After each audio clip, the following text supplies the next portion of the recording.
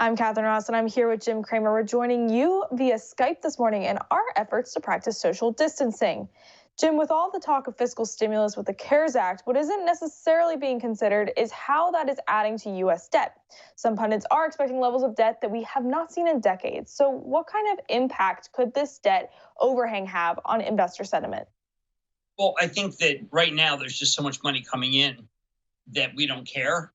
The markets are very short-term oriented right now.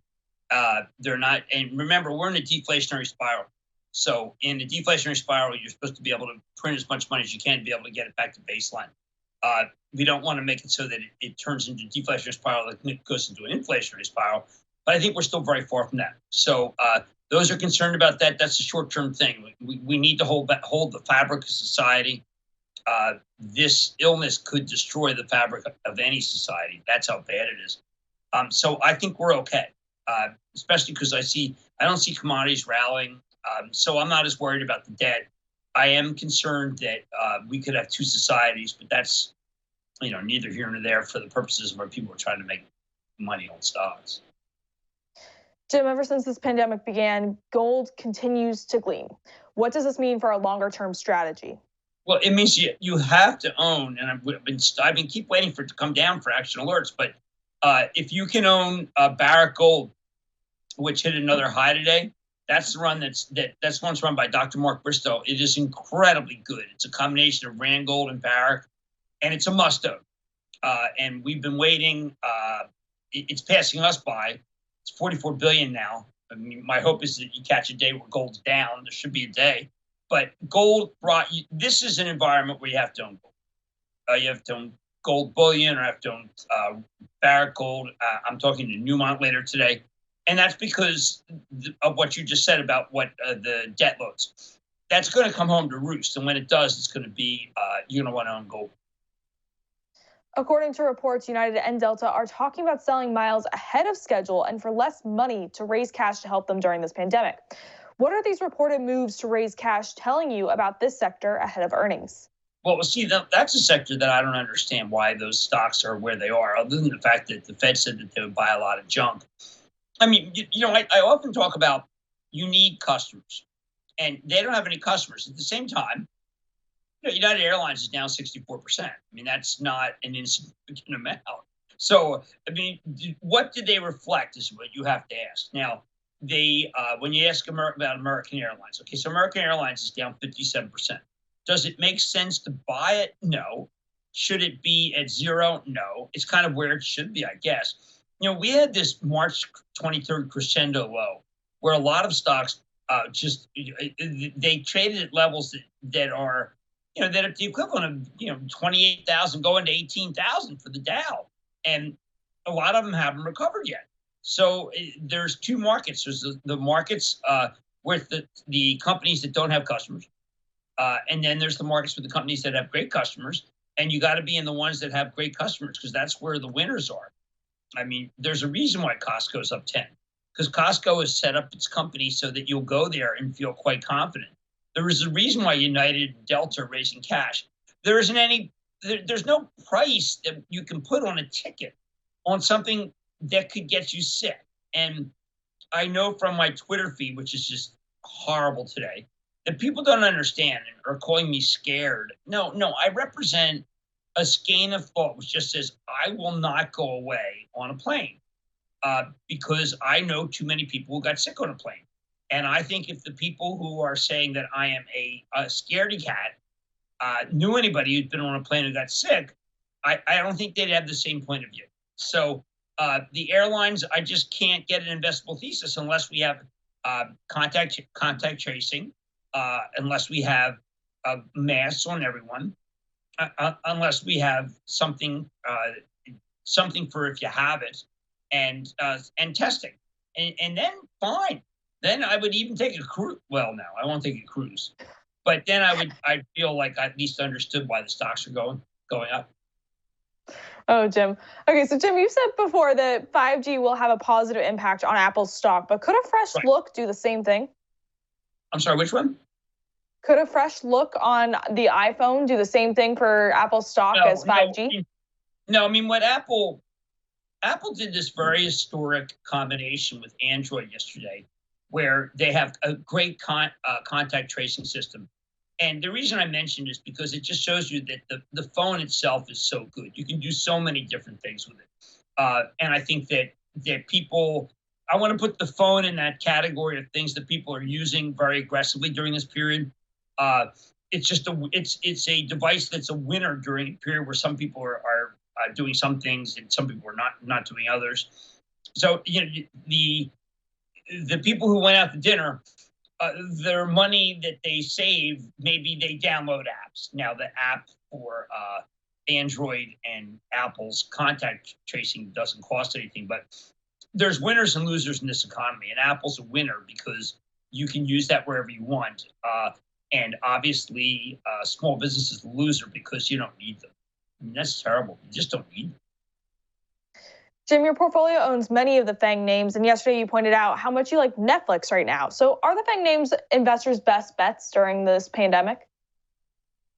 Well, Netflix is a really fabulous company and a fabulous stock, and it's all-time high today. And it's almost like that company was created for this moment. It is versus Disney, which has a division, but it's not created for this moment. And I wish that we owned Netflix and not Disney. But Netflix had a very big run. It's up 25%, and Disney represents great longer-term value. But Netflix is part of that stay-at-home economy. The stay-at-home economy is so for real that it's flooding the stock market. Now, the stock market itself, remember, is made up of companies that are not small businesses. The small businesses, like a dry cleaner, they're not publicly traded. Coin laundry, not publicly traded. But those are what, Clorox, yes, publicly traded. What we have to recognize is that there's a lot of anger, I think. There was this picture that AOC tweeted of me at profile, with underneath it said 13 million out of work. And then behind it said greatest week since 1937. As if somehow I put those two together to show you some sort of let them eat cake thing. But that's just not true. I mean, the market doesn't have as much to do with your day-to-day life. Johnson & Johnson beat on earnings this morning. What are your thoughts on this quarter? J&J was amazing.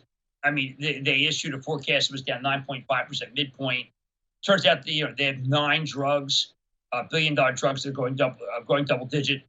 They've got many more in the pipe. It would have done even better if there were hospitals that could use where you could go get your device. They are number one in pole position in vaccines. What a great stock. Nobody's talking about TAP now. It's just a terrific stock, and I'm glad we own it. Another name posted earnings this morning, JP Morgan. Number one takeaway from that quarter? Well, I mean, initially people liked it, but I think as it went on, people started to realize that we're going to be in a serious recession. And in a serious recession, you don't buy a bank stock. That's going to be, I think, a hallmark. Like Goldman, let me see, Goldman was up substantially at one point. Goldman did not report today, just for you to know. Goldman today was at one point at 183, now it's at 177. Once the stock starts going down in this environment, it's very rare that it turns around intraday. But there is just I think it's starting to sink in that banks have to have a very, very different time frame if you're going to invest in them. And I don't really, you can do without them. That's the problem. That's what people are doing. They're being without them. So Goldman reports later this week, but Wells Fargo reported this morning as well. It beat earnings of a penny. It reported earnings of a penny. So what do investors need to hear from leadership next? Well, for Wells, you need to hear that not what you heard today. I mean, I think that they should have emphasized the credit loss, but they had some good growth in deposits. I think that they're becoming less of a pariah. And it doesn't sound like that they're going to cut their dividend anytime soon, which is good. That's what I'm most worried about. I know that you're worried about the banking sector in general. So what do we need to see for this sector to fully recover after the pandemic, and how long do you think it'll take? Well, you got to get out of, this is a question of how optimistic you are, whether you think we're in a V, that we open up and people feel better, and people start going out, and we don't have to worry about physical distancing. Physical distancing, we can put that past us, and we can wear masks, then I think we're fine. I just don't know why I would think that we're suddenly okay with physical distancing. Physical distancing is a very big problem for most businesses. And Costco can handle it, but a small business can't because there's not enough room to do physical distancing. So I do think that when you're a bank and you're making loans to small, medium-sized businesses, you're going to lose a lot of money. And so I want to see those businesses get restarted, but I fear that they can't get restarted without an antiviral, without a mask, without contact tracing, without a vaccine, and testing. And that hasn't happened yet. And I think that one of the problems is that when you mention that, people then say it's political. You're attacking the president. And I'm not attacking the president. It just hasn't happened yet. It's kind of like, well, there may not be a football season. Well, I'm not going to attack the president. It's not the president's fault. But we don't have these things. It's not the president's fault. But until we get them, I think that owning the banks is a lot tougher than owning J&J. Disney filed a $5 billion credit agreement with the SEC last night. Is Disney Plus enough to keep the ships afloat, or is Disney just relying on magic in the form of credit? Disney is an iconic company. It's an iconic brand that everyone knows is going to come back when this thing's over. And now stock's up big from where it was. But that's what we have to think. And the people who are buying it know that Shanghai Disney is opening, are going to bet that people are going to congregate again and go to theme parks, and that things are just going to be normal. I don't know. I think Disney Plus is good. I think if we had sports, ESPN would be good. I don't know about theme parks. I mean, theme parks may be a weaker line just because, well, let's see what happens in Shanghai. But I do feel that we're not where we'd like to be in terms of crowd gathering. And I think crowd gathering is important for Disney. Jim, thank you for joining us today. I'm Catherine Ross, and you can find more over on TheStreet.com.